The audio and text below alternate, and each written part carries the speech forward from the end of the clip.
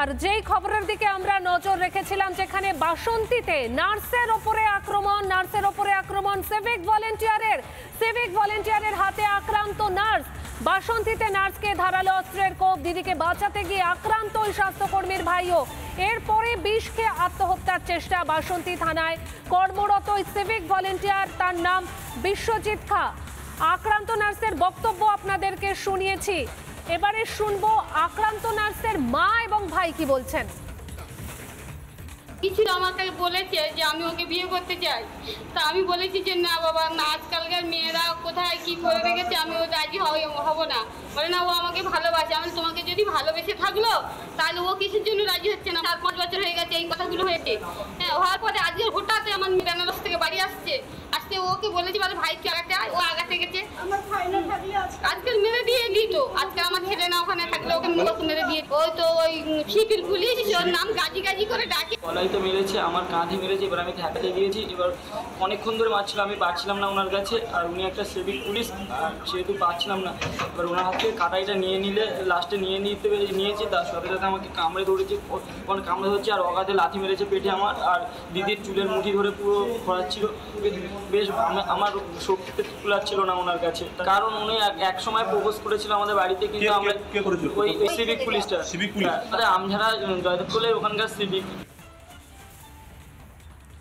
Civic ভলেন্টিয়ারের হাতে আক্রান্ত nurse. আমাদের প্রতিনিধি রঞ্জিত সরাসরি এই মুহূর্তে রয়েছে। রঞ্জিত, ঠিক কি ঘটনা ঘটেছিল, যেটা বলা হচ্ছে যে হঠাৎ করেই আক্রমণের ঘটনা ঘটে, ঠিক কি জানতে পারছো এখনো পর্যন্ত?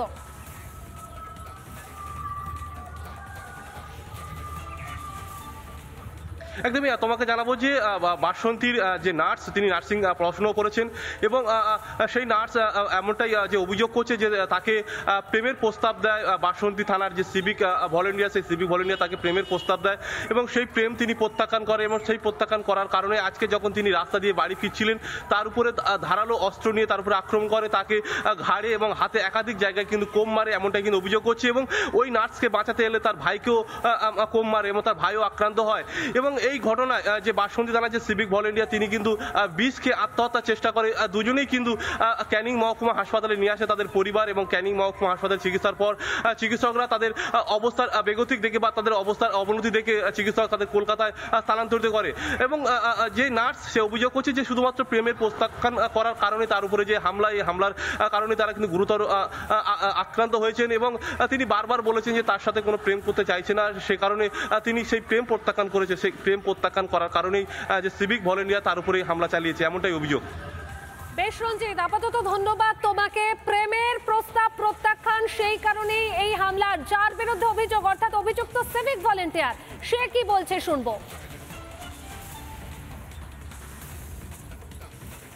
মেয়েটাকে ছুরি মারলে কেন? হ্যাঁ, তুমি কোন থানার সিভিক? বাসন্তী থানার সিভিক। কতদিন আগে প্রপোজ করেছিল? 6 মাস আগে। রাজি না হওয়ার কারণে কি কম মারলে? ঠকিয়েছে কি করে? নানা ধরনের কন্টেন্ট দেখার জন্য লাইক করুন, শেয়ার করুন আমাদের ফেসবুক পেজ, সাবস্ক্রাইব করুন আমাদের ইউটিউব চ্যানেল। পাশাপাশি অন্যান্য ব্রেকিং নিউজের জন্য অবশ্যই চোখ রাখুন রিপাবলিক বাংলায়।